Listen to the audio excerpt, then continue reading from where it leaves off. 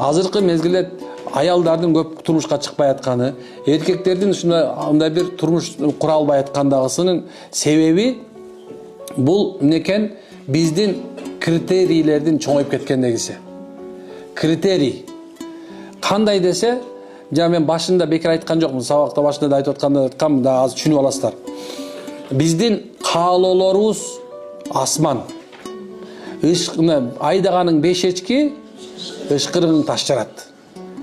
Ойдун бардыгы тең асман. Субханалла. Эмнекен сразу тийип атканда квартирасы бар, жубушу бар, анан иши бардык нерсеси бар бирөө тийиш керек деген эме болуп келип калган. Бирок чогуу болот, чогуу кылабыз, кийин болсо иншалла Кудайга шүгүр болот деген нерсе жок калды.